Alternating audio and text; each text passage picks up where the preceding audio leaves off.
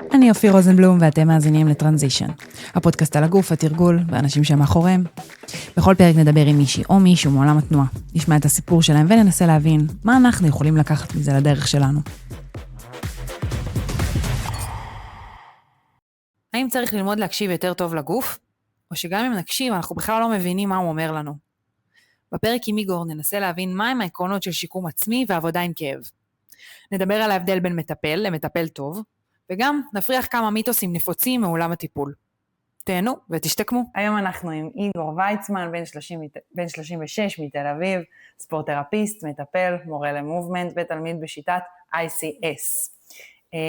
צריך להגיד שבעצם אתה בתחום של התנועה, כנראה שמי שבתחום הזה, כנראה שהוא לא פספס, כנראה שכל מישהו בתחום התנועה עבר אצלך באיזשהו טיפול בתקופה כזאת או אחרת, פתרת לו משהו אולי כנראה אצלך בכמה טיפולים, ובאמת כל מי שבתחום מכיר אותך מהדבר הזה, ועזרת להמון אנשים, ולי אישית פתרת כמה בעיות, ועזרת לי המון פעמים לאורך כל השנים שאני מכירה אותך, אז כיף גדול שאתה כאן. אני חושבת שזה נושא סופר חשוב, סופר רלוונטי כל תחומי התנועה שהם, ולא מספיק מדובר, וגם לאנשים אין מספיק ידע בו, ומשם מגיעות עוד יותר בעיות, או בעיות מחמרות, אז אני סופר שמחה שאנחנו עושים את זה.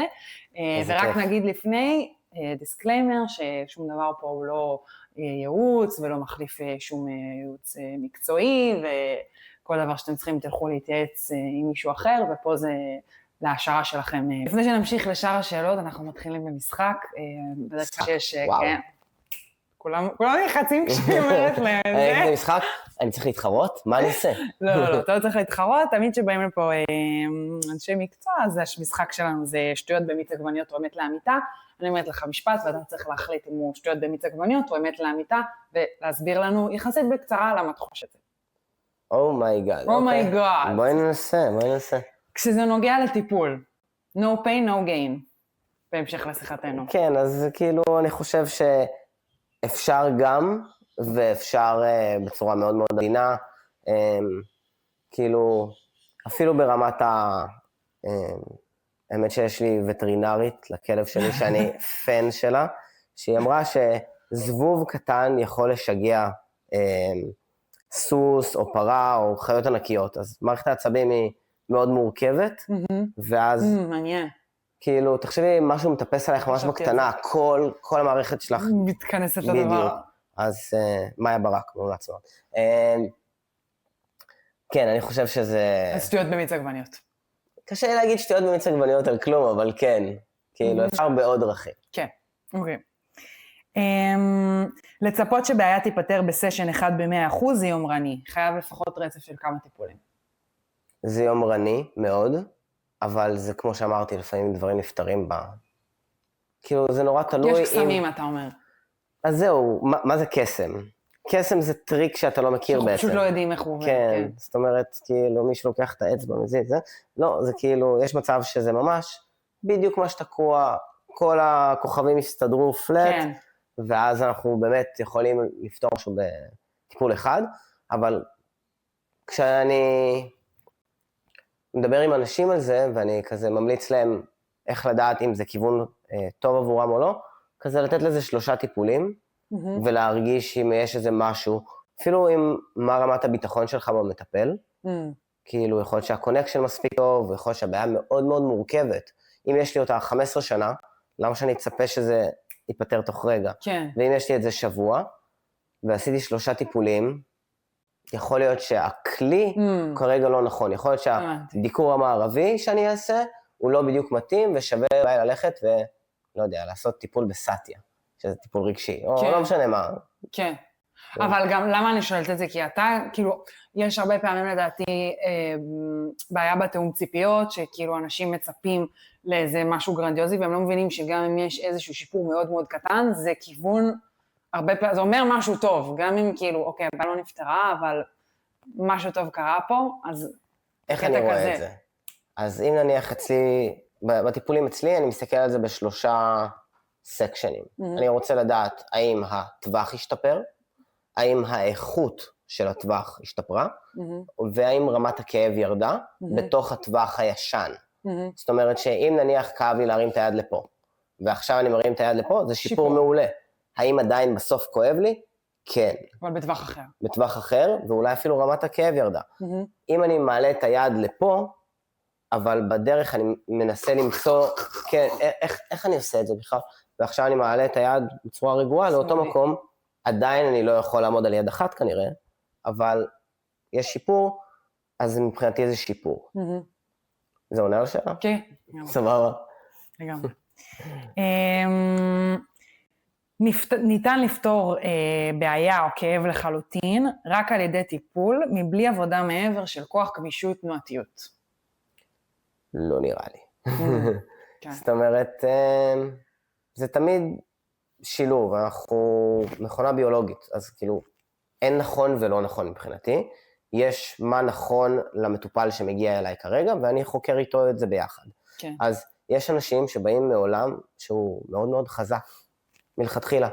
אז לא רק שהם חזקים, נניח, ברמת החדר כושר, הם גם יותר עובדים על חלקות תנועתית וזה, והם נורא כאילו עושים את התרגילים הקטנים של הפיזיו, של התרגילי שיקום, רוטייטורים, וזה. כן, יכול להיות שהם מספיק חזקים, ומשהו כרגע עובד שם לא נכון, התמונה קצת עקומה וצריך ליישר אותה, ואז לא צריך כלום, פשוט נקרא לזה מחט אחת, טק, אגב, אני לא עושה יותר מדי דיקור לאחרונה, אבל סתם, מחט אחת, פגע. כאילו, אתה אומר, הם anyway כבר עושים את העבודה הזאת כאורך החיים שלהם, וצריך לעזור להם רק לשחרר משהו. בדיוק. זה הכיוון. אבל כן, הרבה פעמים, זה בטח, תקן אותי אם אני טועה, נובע מאיזשהו חוסר בטווח, חוסר בכוח, חוסר בזה, שהטיפול לבד, לא, הוא יעזור עכשיו לכאב, אבל עדיין יהיה חוסר כוח שיהיה ממנו פיצוי או טה. אז זה מאוד תמיד מורכב. כאילו, אני צריך לראות מי מולי, ולפי זה להחליט. כן. לא תמיד, כאילו, האם אני אמליץ לאנשים להמשיך לזוז? כן, אבל יש אנשים שהם מתאמנים 6-7 שעות ביום, ואז אני אגיד להם, לא, רגע, בוא נשים ברקס, אתה עושה יותר מדי, אתה באובר. כן. כאילו, הכל מאוד אינדיבידואלי, אתה רואה את זה. מאוד, זאת אומרת, אם מחקרים ינסו לעשות מחקר של... קלליזציה. בדיוק, אז אני צריך לראות, רגע, אופיר, מה העניינים? מה עשית בשבוע האחרון? איך הלו"ז שלך נראה? כן, עשית אקרובטיקה, ועשית שיעור עמידות ידיים, ועשית מובמנט, והיית עכשיו בדיוק עזרת ליובל בקורס. כן, רגע, אולי יש פה נפח מאוד מאוד גדול, ואז צריך רגע להוריד איפשהו, ואולי לעלות במקום אחר, אבל זה, עם איך שאני רואה את זה, או איך שזה התפתח לי בשנים האחרונות, לא כל אחד שיגיע אליי יקבל שיעורי בית תרגילים. כן. כאילו, רגע, בוא נראה מה זה עשה. אנשים יקבלו שיעורי בית לצאת לחופשה. חלק מהאנשים שמגיעים אליי, אני מנסה לדרוש את זה, לרוב זה לא עובד לי. וכאילו, אני לא מספיק סמכותי כנראה. לא, זה לא שלך, זה לא שלך. זה כמו לצפות לבן אדם שמעשן, להגיד לו, אחי, תפסיק לעשן רגע, ולהגיד שזה השפתך, זה לא עובד. כן, זה ממש... אחי, פשוט תפסיק, מה הבעיה? כן, מה הבעיה? אתה לא מבין שזה יעשה לך יותר טוב, all right. כולנו היינו מבינים את זה. אוקיי, אם כואב, כדאי לא להזיז, כדי שלא יכבוד יותר. וואו, זה נורא תלוי. אז נניח בשבר, זה מאוד נכון, אבל אם זה עכשיו... רגע, את רואה את משהו? אני רואה את הזבוב שתוקף לך את מערכת העצבים. אז בואי נחזור רגע על השאלה, כי אני כזה... איפה הזבוב? איפה... מה השאלה? אם כואב, כדאי לא להזיז, כדי שלא יכבוד יותר. אוקיי, אז התחלתי להגיד שבר. בשבר לא מזיזים, מקבסים, זה... לרוב, הייתי רוצה לזוז עם מינימום כאב. זאת אומרת, עכשיו יש לי איזושהי כתף, יש הרבה בעיות שם, אז נניח כואב לי להרים עד לפה, ופה יש לי כאב, נקרא לזה 5-7 מתוך 10. אבל מה קורה אם אני אזיז עד לפה? אולי זה הרבה יותר רגוע, אולי זה 1-2, אולי 0, אז איפה ש0, ברור להזיז. אני רוצה לייצר שם תנועה.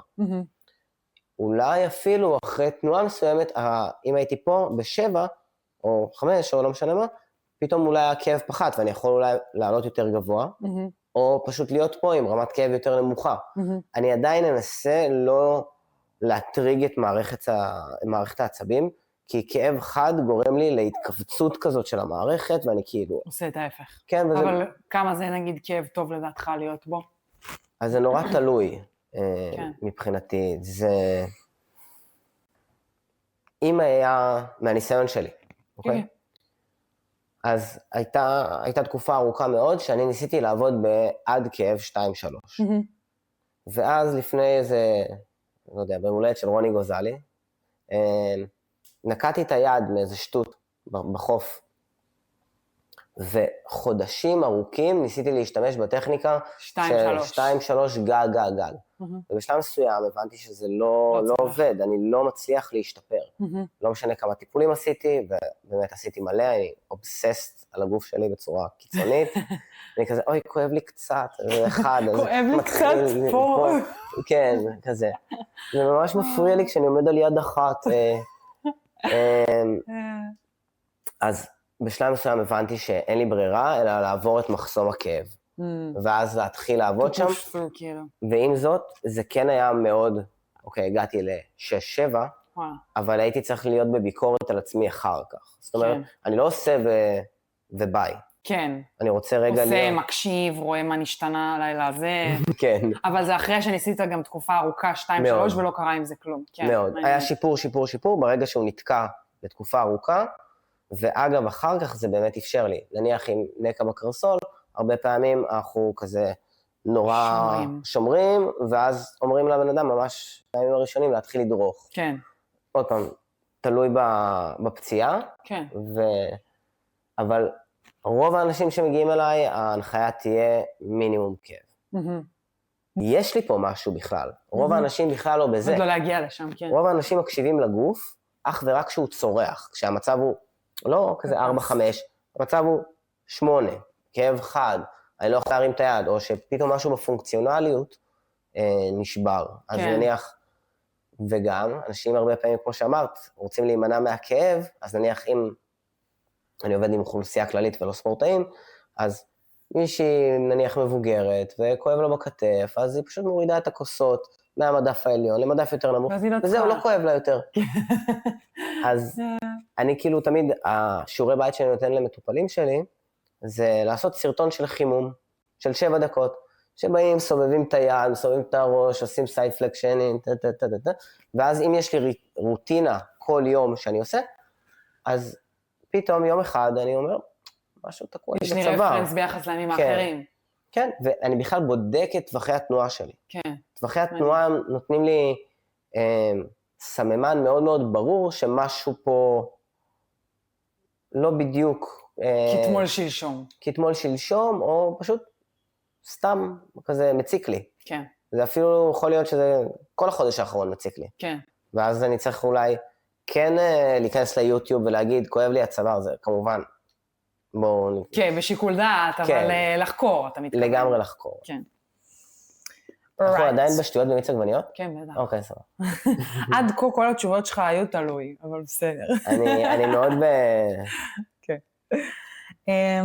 כמעט ברוב המוחלט של הפעמים, הבעיה לא מתחילה במקום שבו מופיע הכאב. תלוי. תלוי.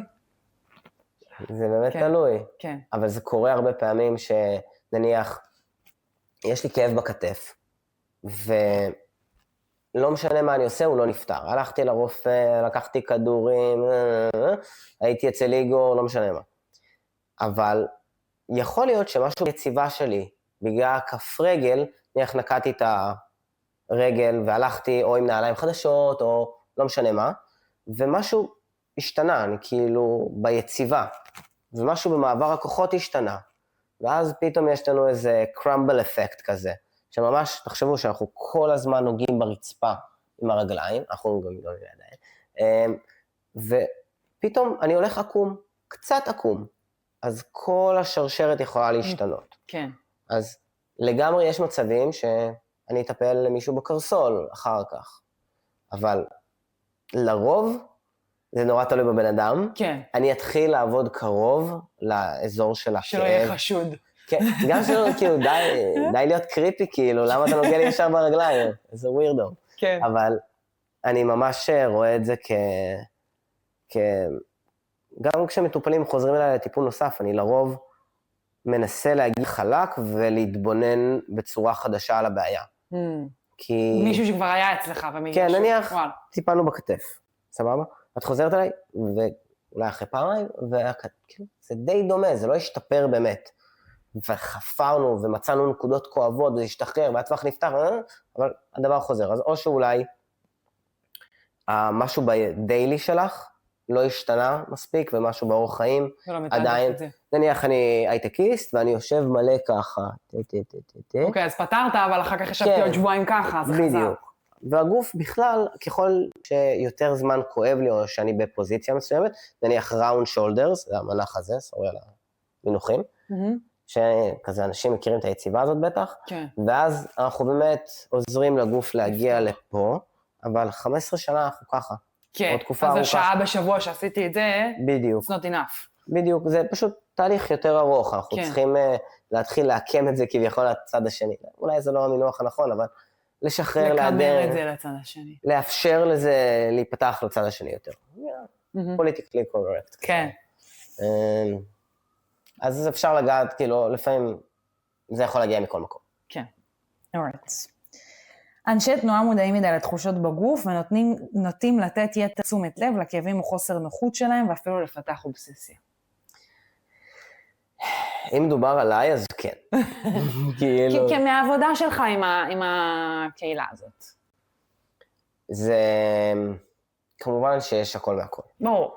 אבל אני נתקל הרבה שדווקא האנשים שהכי הכי מבינים, יהיה להם יותר את האופציה של להסתכל על זה בצורה מאוד שחור ולבן. כואב לי, לא כואב לי. אם כואב לי, לא משנה עכשיו שאנחנו ב-99.9, עדיין יש לי משהו, אני בבעיה, אני לא אוכל להתקדם, יש לי לעשות עדיין את ה-OG פרנצ'י הזה, וזה מפריע לי, אבל כאילו לאוכלוסייה הכללית, אתה מפלצת, כאילו, על מה אתה מדבר? כן. אז יש הרבה מזה. יש הרבה מזה, אבל אני גם יכול להבין למה. זאת אומרת, זה... ככל שאנחנו יותר מודעים, כאילו... זה כמו לשמוע ברמקולים טובים. בפעם הראשונה אתה שומע רמקולים מצוינים, או קפה מצוין, אתה אומר, איך אני יכול עכשיו לשתות קפה לא יודע, קופיקס של פעם, או לא יודע, לא בא לי להגיד. בלי להשחיר אף כמה. כן, כן.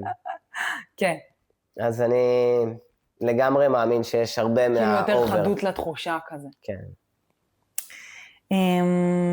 המטפל יותר חשוב מהשיטה, והמטפל חייב להתאים את עצמו למטופל ולאופי שלו, יותר מאשר להיצמד לעקרונות שאיתם הוא רגיל לעבוד. אז המטפל יותר חשוב שיטה. מהשיטה, אני מאוד מאמין בזה. אני כאילו לא כל כך אכפת לי מה המותג או התעודה שקיבלת. אני רוצה לראות תוצאות, אני רוצה לראות שיש איזשהו חיבור. לא תמיד זה צריך להיות חיבור אישי. יש מטפלים שהם נורא מגוננים על הפרטיות שלהם, ויש כאלה שהם נורא מחבקים, כן. ונקרא לזה מכניסים אותך הביתה לנפש. אבל זה ממש לא משנה אם זה אורתופד, ספיץ' תרפי, מטפל בשיחה, או סתם חבר טוב שיכול כזה רגע ללחוץ לך, או בן זוג, בת זוג, זה צריך להיות איזשהו חיבור, וצריך לראות שגם זה עובד לאורך תקופה מסוימת, לראות שיש תוצאות, בין אם זה רפואה סינית, בין אם זה טיפול תזונתי, איורבדה, זה יכול להיות אינסוף דברים, זה צריך להתאים לבן אדם שמקבל את הטיפול, ויותר מזה, לאורך תקופת זמן, הרבה פעמים זה משתנה. ומה שהתאים לי לפני 5 שנים, ואז עכשיו יש לי איזשהו צורך נוסף וחדש, יכול להיות שאותו מטפל שהיה מדהים מבחינתי, הוא לא הכלי שנכון לי כרגע. כרגע, כן. אגב, למה כתבתי את השאלה הזאת? כי פעם היה לי, אני אפילו לא זוכרת באיזה הקשר של פציעה זה היה, ואמרתי לך, איגור, מה עם דיקור? אני רוצה, תשלח אותי למישהו שעושה דיקור טוב, אני רוצה לנסות את זה לבעיה הזאת, כי זה מלא דברים, לא זוכרת אפילו מה זה היה, זה מלא דברים לא עזרו לי, ובא לי לנסות את זה.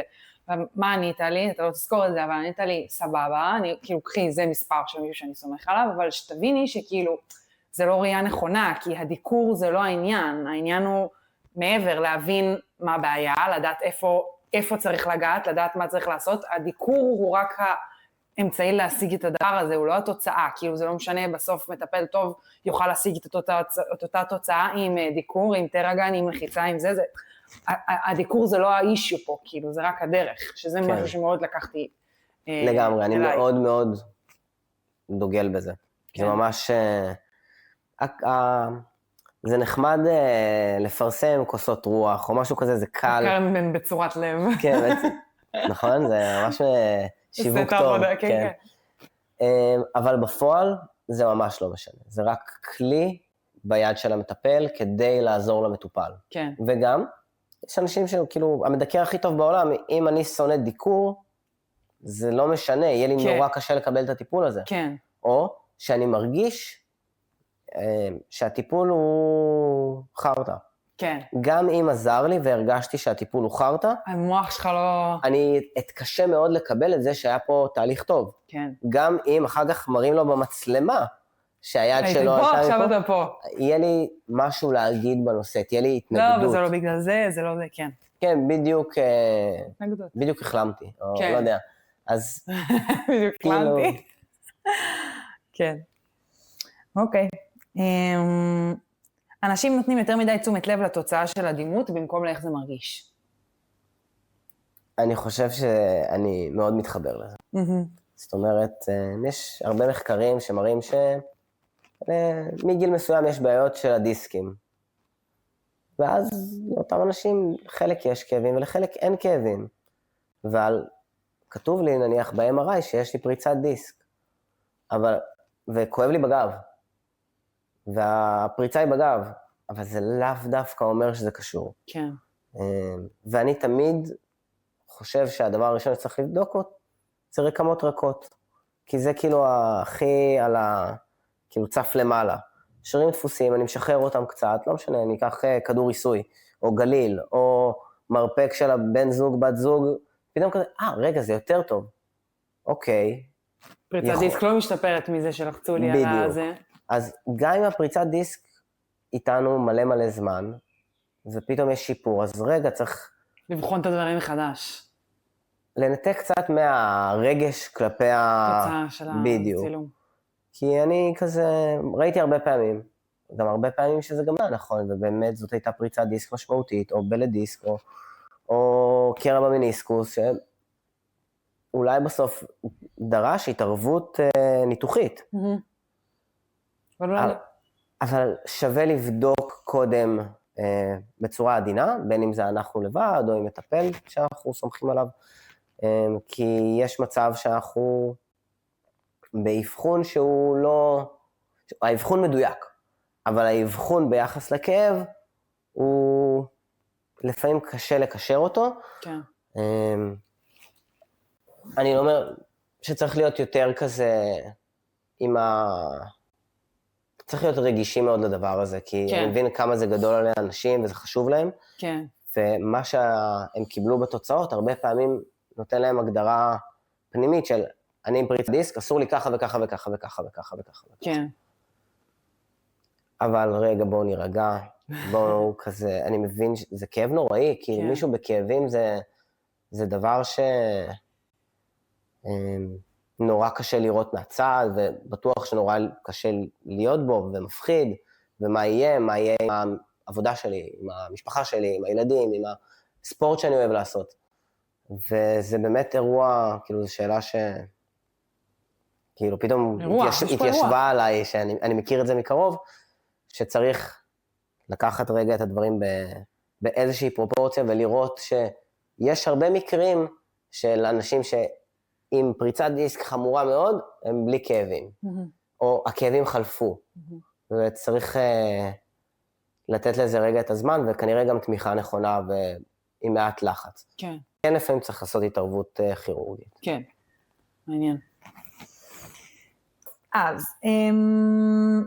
שמתי לב שלרוב המרואיינים שהגיעו פה, שהם מתעסקים בדרך כלל בדברים מוזרים של תנועה, היה להם איזשהו רגע שהם ראו מישהו עושה את הדבר שלהם, והם אמרו כאילו, וואו, את זה אני חייב ללמוד, את זה אני חייב לעשות. כאילו באופן גורף, כולם תיארו לי איזה רגע שהם מצאו איזושהי תשוקה מאוד מאוד גדולה, שמהרגע הזה הם כאילו ננעלו על הדבר הזה. אז האם יש לך רגע כזה? כי אתה בכלל, הרבה אנשים לא יודעים, בכלל עשית תואר בכלכלה, והיית גם... אז שמה לא היה לי רגעים כאלה.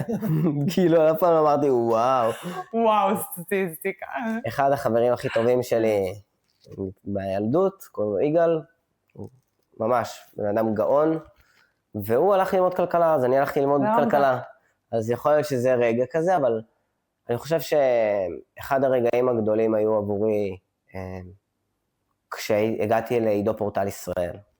הסטודיו של רועי גולדשמיט, בדיוק שם אנחנו נפגשנו, וראיתי מלא אנשים שנראים די רגילים, עושים דברים מאוד לא רגילים. עכשיו, יש את המורים, שהם לפעמים גם נראים כאילו מטורפים, ויש את התלמידים שהם נראים רגילים, כאילו, לא חשבתי שזה משהו יוצא דופן, ואז פתאום הם עושים בטח יד אחת, כאילו אתה לא רואה על המבנה הגוף את היכולות, זה מה שאתה אומר. כן, לחלוטין לא, אני לא רואה, הם נראים סתם, כאילו, אחלה חבר'ה, כאילו נראים כאילו, הייתי אומר, נראים בריאים סך הכל, אבל עושים דברים שעבורי היו על אנושיים, בין אם זה כל העבודה של העמידות ידיים, שאז זה לא היה כאילו, כמו היום, שמפליצים עמידות ידיים ברחוב. כן, כל אחד יכול כאילו בחוף פרישמן לעמוד על יד אחת, זה לא היה ככה.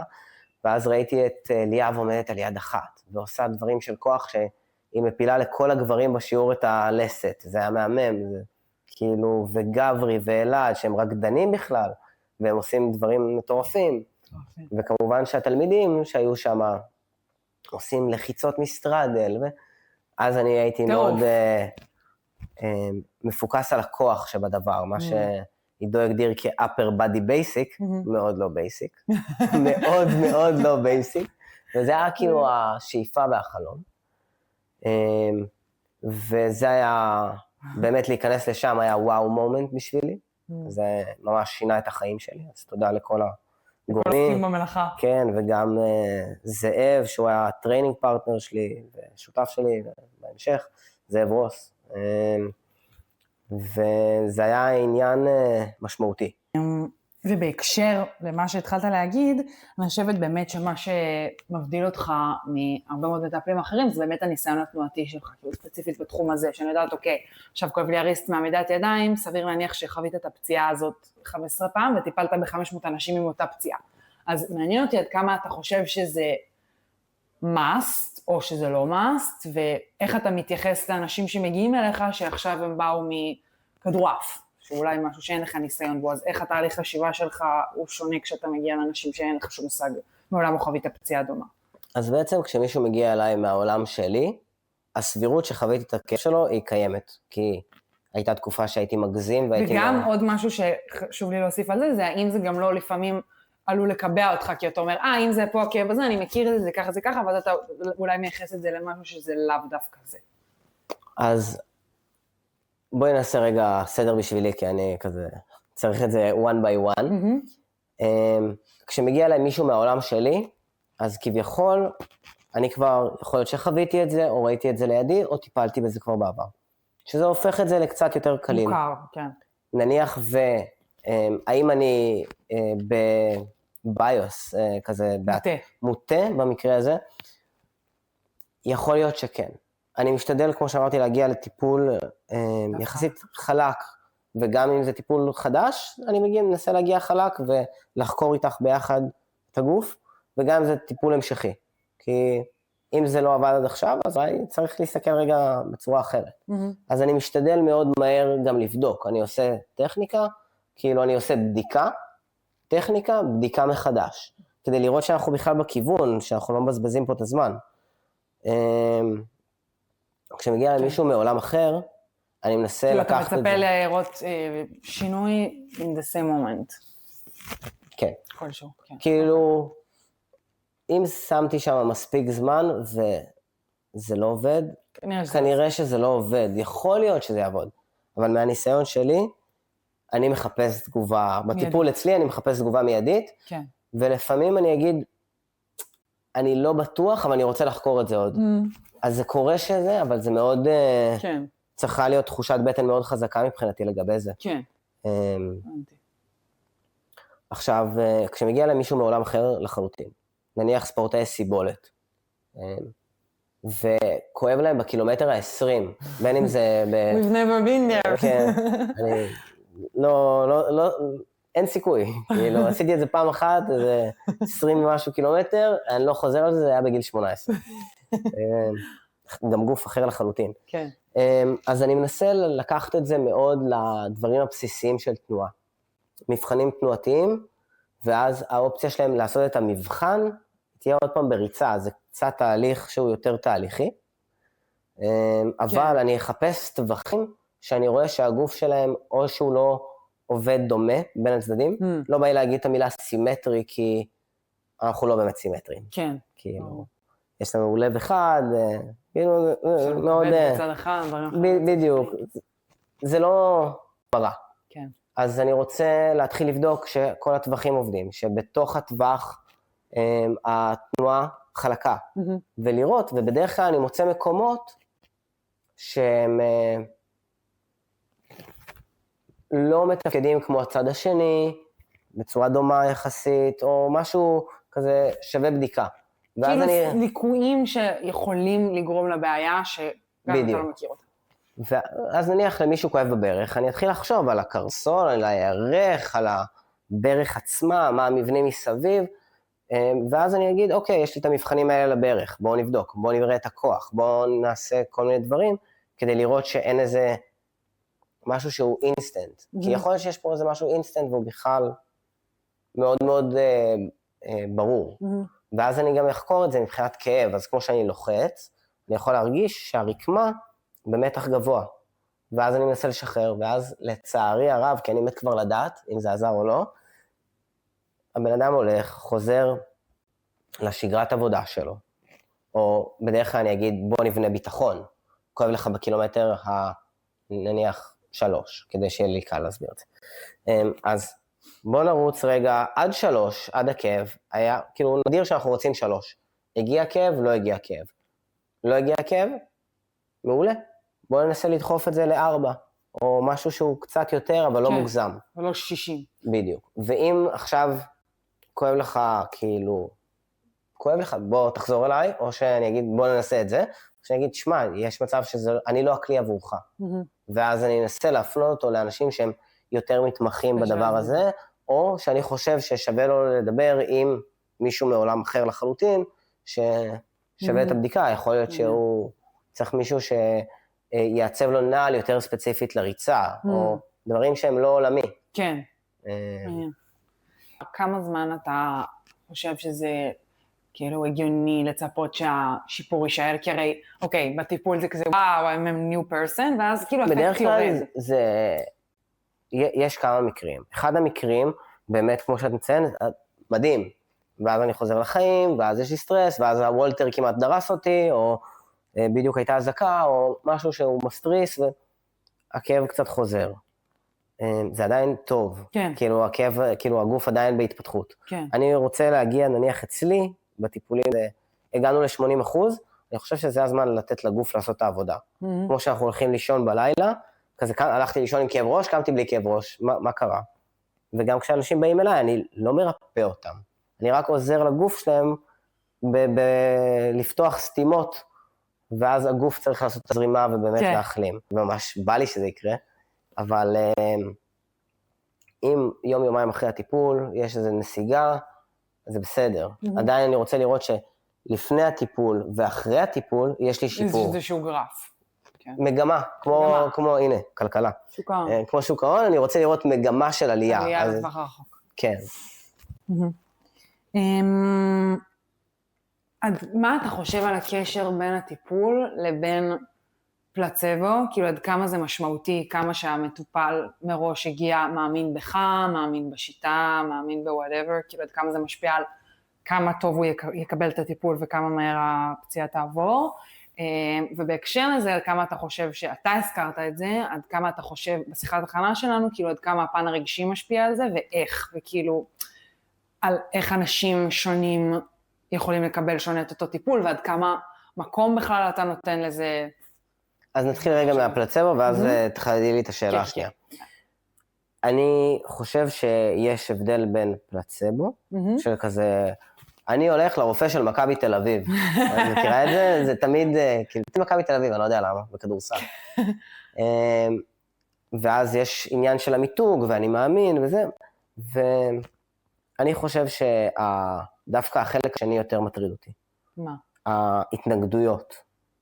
אז ההפך מהפלצבו. אשתי שלחה אותי אליך, כי היא אמרה ואז יש שם התנגדויות. זה עזר לשמעון. בדיוק, כאילו, אז אם יש התנגדויות, אני באמת מאמין שזה יכול להעיב על הטיפול. תמיד אני אוהב לנסות להפתיע אותם, אבל... כן, אבל מראש זה עמדת התחלה נחותה. בדיוק. אני חושב שאם אנחנו שומרים על אופטימיות, זה חשוב. אבל גם לא מומלץ, נניח, את אומרת, הלכתי לאיגור, והיה לי מדהים, מדהים, מדהים, מדהים, מדהים, מדהים. כן, צריך גם את זה לשים רגע בפרופורציות, וגם את העניין הזה של, כאילו, של מה התאום ציפיות בינינו. כי בסופו של יום, המטפל בא לעזור לך, עד כמה שהוא יכול, באותו רגע נתון. לכולנו יש חיים נוספים מעבר לזה, אנחנו באים וכאילו, באים למוסך, המקום שקוראים למוסך. אבל... כי למקום שלך קוראים למוסך שלי. כן. הצבעתי לשם הזה, אגב, שהיה סקר. נכון, אהבת? אז כשאני מגיע למוסך, אני מצפה שהאוטו יחזור כאילו מתוקן, אבל אנחנו מכונה ביולוגית ולא מכנית. כן. אז גם המטפל יש לו לפעמים ימים לא טובים, בדיוק נפרד מהחברה, ואז הוא עצוב, ואז אולי הוא לא חשב על הטריק שהייתה הברקה, והוא היה נורא יצירתי בטיפולים אחרים של אנשים אחרים, ופה הוא פשוט היה כזה, כן, כואב לך פה, אז, או שהוא לא מרוכז, או החיים הם החיים. כן. והשאלה השנייה, החלק השני בשאלה היה? שעד כמה, אתה אמרת לי, כאילו יצא לי שאפילו לשחרר מחשבה, שחרר לי כאב, אז זה רציתי לשאול, כאילו איך אתה רואה את החיבור הזה, וכי אני נגיד באופן אישי, זה לא משהו שעדיין יצא לי לחוות, אז מעניין אותי איך אתה רואה את הקשר הזה. אז אני אתן לך דוגמה קטנה. מה קורה לנו כשאנחנו נלחצים?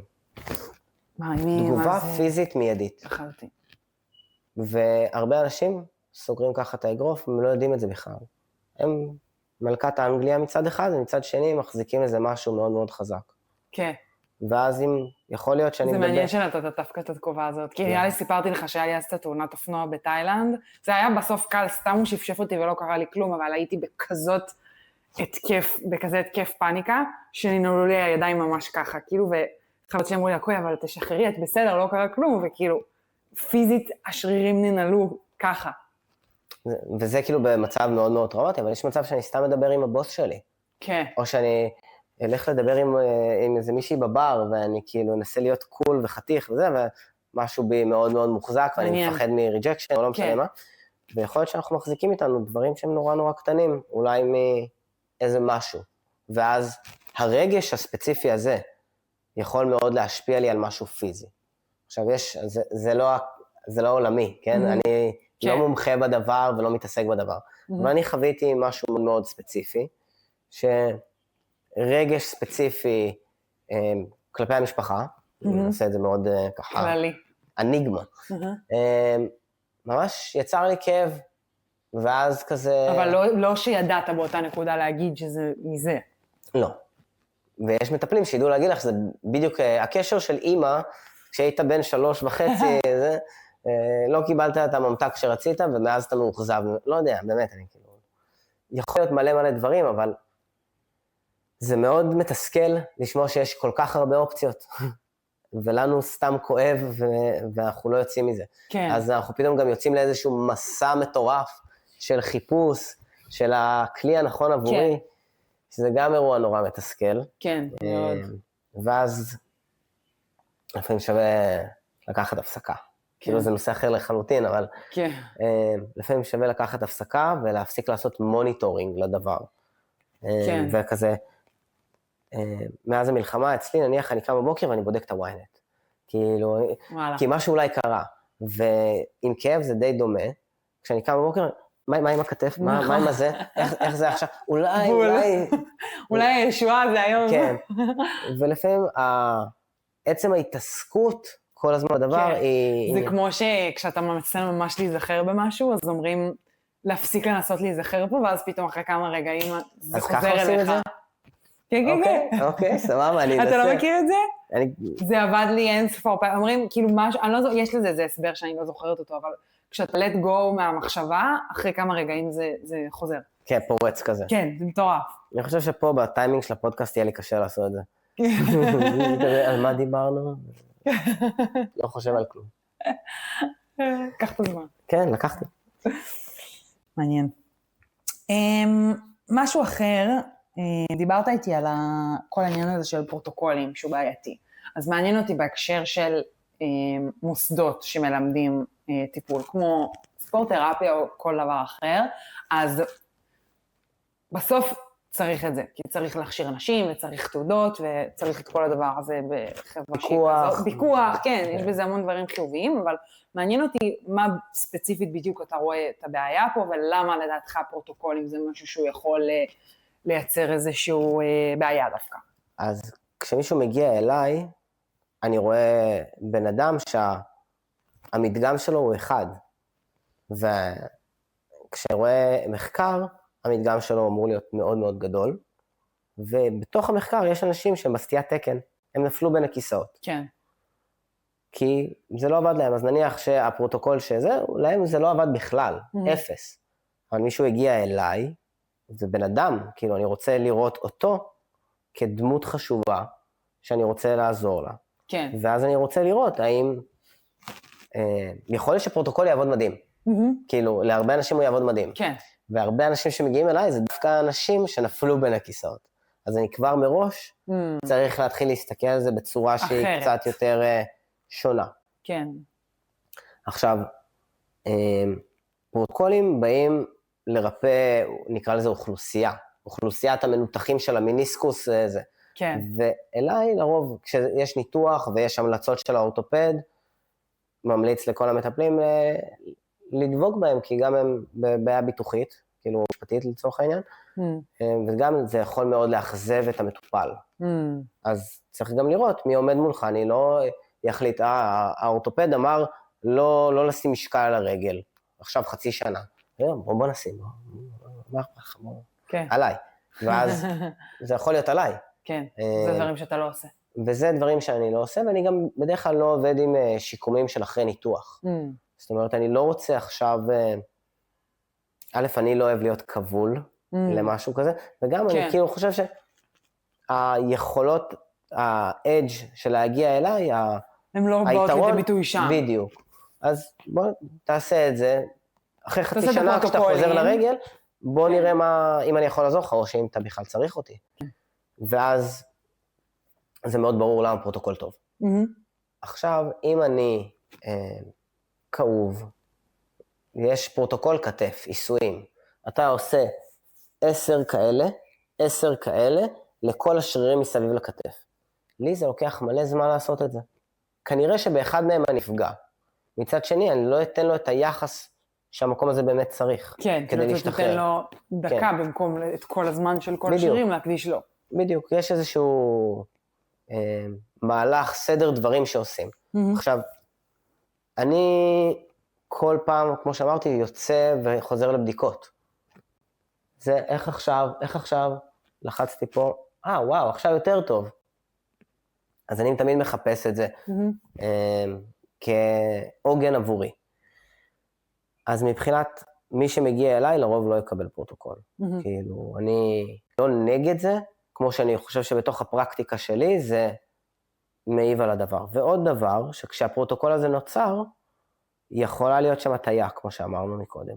אז נניח יש תרגיל אחד, את הולכת לאימון סטנדרטי של לא משנה מה, ניקח את זה דווקא, באתי להגיד ג'ו-ג'יצו, אבל זה קצת יותר מורכב, של מאמן כושר, ומלמדים אותך לעשות סקווט, ויש לו תסריט של, הברכיים לא עוברות, סתם, כן.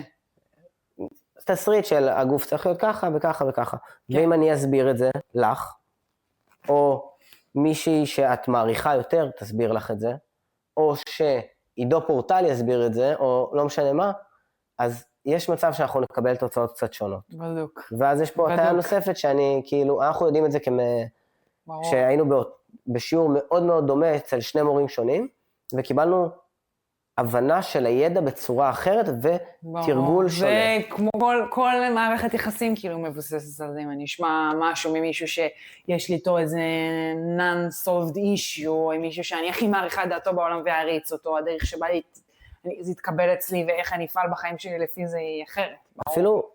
אפילו נניח... כאילו בלי קשר לתנועה אפילו. זה אספקט ענק, ובנוסף לזה, יש גם את האספקט של הניסיון של מי שנתן לך. סטודנט בתואר ראשון לפיזיותרפיה, או דוקטור לפיזיותרפיה, ייתן אפילו באותו טקסט דגשים במקומות אחרים, כן. כדי שתבין יותר טוב, כי הוא כבר עשה את זה 1000 פעם. ניסיון. ואז, רגע, מי עשה את המחקר?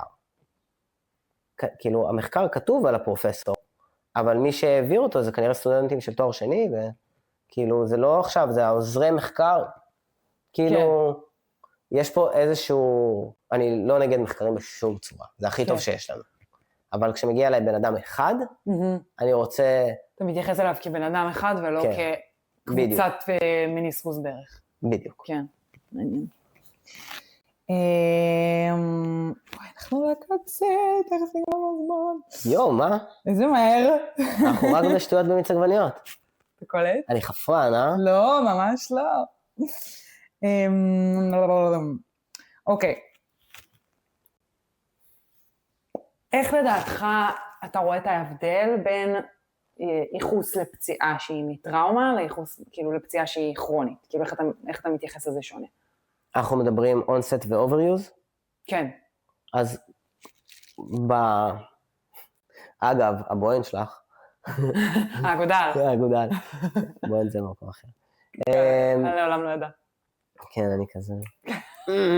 עוד פעם, טעיתי בזה. אצבע ביד. אז זה פה, זה כאן. אז בפציעות שהן overuse, אני רוצה, או עשיית יתר נקרא לזה. סיפרתי לי בו לפני שהתחיל הפרק שקיבלתי פה מכה, בגלל זה אומר את זה. אז בעשיית יתר, שזה לא המכה, זה לרוב אני מוצא שהיו סימנים לפני, היו סימנים מקדימים, שאמרו לי, כן, עכשיו, בואי נדבר עוד פעם על האגודל, אז אני גולל הרבה באינסטגרם, או בטינדר, לא משנה מה, ולא נוח לי קצת בטלפון עם האגודל וזה, ולאורך הזמן אני רואה איך זה איתי חודשים. ואת קיבלת מכה, וזה ישר כואב ומשמעותי, וכזה נכנס לחייך. אז ההתייחסות לזה בהתחלה צריכה להיות שונה. אז נניח במכה, אנחנו הרבה פעמים, קודם, לא, כאילו, מכה משמעותית, מכה, כמובן שאם זה שבר או נקע, יש לזה פרוטוקולים שונים, אבל נניח מכה חזקה, כואב לי טירוף. אז בוא נתחיל מלשים קרח. יכול להיות שעוד שבועיים זה יעבור לחלוטין, יכול להיות שאני כן צריך, יכול להיות שהגוף מסביב רוצה לתקוע את השרירים כדי לקבע, ואז אולי אני כן צריך לפתוח את השרירים. במצבים שהם שימוש יתר, אז הכאב התחיל בשתיים, אני לא התייחסתי, המשכתי בטינדר, סווייפ, סווייפ, סווייפ, וכאילו זה עבר ל4 ול5, וכאילו יכלתי לראות את ההתפתחות של הדברים, של הפציעה, והרבה אנשים גם לא יקראו לזה פציעה אגב, פציעה זה רק מה שאת מספרת, שקרה משהו בום, אז כאילו כל כאב או אי נוחות או הפרעה לגוף. אני קוראת לזה עניין. כן, יש איזה עניין, זה אישו. אז מבחינתי זה קצת כמו פציעה. זה כאילו, אולי בהגדרה שלי זה ממש פציעה, אבל לרוב האנשים זה לא יחשב כפציעה. ואז אני אתייחס לזה כאילו, אוקיי, איפה הכאב? על מה הוא משפיע? איזה גורמים? איזה מתיחות? איזה חיזוקים? איזה עיסויים אני צריך לעשות? איזה תנועתיות? בדברים של פציעה שהיא כזה, קיבלתי מכה חזקה, אז אני מתחיל כנראה בקרח, כדי שאם המקום מתנפח, לוקח לו זמן, אז זה עוזר לזה. את טענת אחרת? יכול להיות שאני... לא, דיברנו על זה מלפני, שאלתי אותך, כי כן אני יודעת שזה נושא שהוא קצת חלוק היום, כי בסוף הדלקת מטרתה לעזור להאיץ את הריפוי, ואם אני שמה קרח זה נוגד את הדלקת, אז האם זה דווקא חיובי או שלילי? אני חושבת שזה נושא שהוא חלוק worldwide, כאילו שאף אחד אין איזה תשובה מוסכמת על זה. אני יודע שמה אני עושה. אז כשהחלקתי במדרגות מתישהו, אז קיבלתי 2 מכות. מקרים שקרו. קרה לפני זה, כן. הייתי מופתע והחלקתי. אז קיבלתי מכה בירך ומכה בברך. וכאב לי הרבה יותר בירך. שמתי קרח. והייתי כאוב ומסכן, ופשוט לא היה לי כוח לשים גם בברך. ואז הברך נתקעה איתי מלא זמן, והירך לא. אוקיי. עכשיו, עוד פעם, זה אני אומר שזה בגלל הקרח, no one knows, אבל maybe. בדיוק. אז איפשהו בי זה כזה, אוקיי, אני שם קרח. ואז אני רוצה לתת לגוף באמת להחלים, ולנסות לייצר תנועתיות, תמיד ללא כאב, או כאב מינימלי, זה חשוב. אני רוצה לראות שבאמת הגוף מתחיל לחזור לתפקוד. אבל נניח, קיבלת מכה לפני חודש, או כואב לך, אחרי overuse, ובאת אליי אחרי 5 חודשים, הסבירות היא שלפחות התחלת הטיפול תהיה מאוד דומה.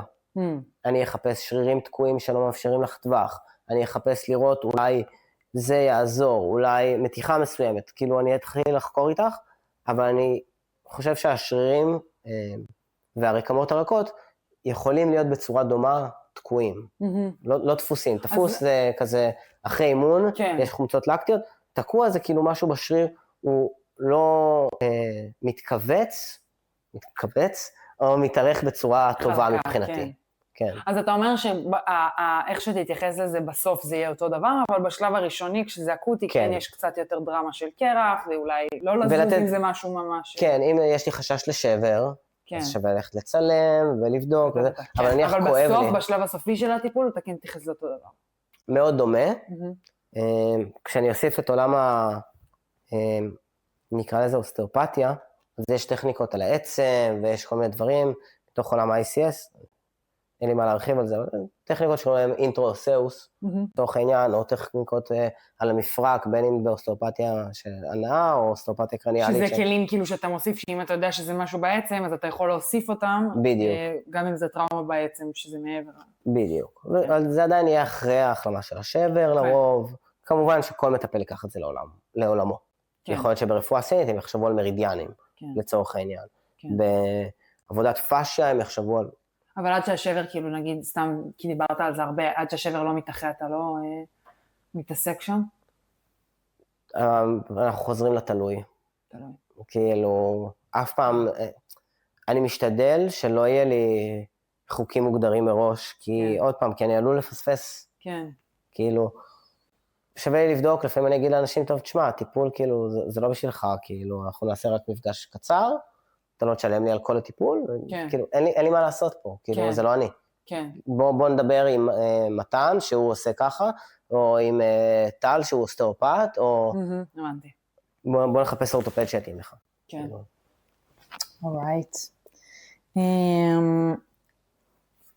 לפני שנגיע לסיום, משפט אחד שאמרת לי בשיחת הכנה, שכאילו בא לי שנדבר עליו, הגוף נוצר מושלם, אנחנו רק צריכים להרוס. אז איך אתה רואה את זה בהקשר של טיפול? אז כמובן שזה מאוד מאוד מוכלל, ואני אמרתי את כמה אני לא רוצה להכליל, אבל לרוב האנשים, כאילו הגוף שלהם עובד טוב, ואז איזה משהו נכנס, או שמכה, או יציבה, או משהו כזה. אז אני, כמו שאמרתי, אני לא מרפא. אני לא הופך משהו פגום לטוב, ללא פגום. אני עוזר לגוף, בפוטנציאל שלו, להיות פחות תקוע, נקרא לזה. אז אני רואה את זה בעצם, את הגוף כמו יצירת אומנות, שאם היא תלויה על הקיר בצורה פרפקט, כמו במוזיאון, היא וואו. אבל אם היא עקומה, אז משהו בה נראה לא עד הסוף. אז יש את הבן אדם במוזיאון, כנראה, שבא ולתקן קצת, בסדר? אז אני אוהב להסתכל על עצמי כזה, שבא ורק מזיז קצת. אני לא בא להתערב בתוך היצירה. בציור, כן. אני רק אולי אעשה קצת שינויים קטנים, כדי לעזור לזה, למצוא את הפוטנציאל של עצמו. אז כן, זה כאילו איך שאני רואה את זה, אבל זה עוד עלול להשתנות. כן. יכול להיות שזה יהפוך להיות ממש... כל מה שאתה עונה הוא נכון כרגע, אולי פעם הבאה. תזמיני אותי שוב, נו. יאללה. סבבה. טיפ זהב.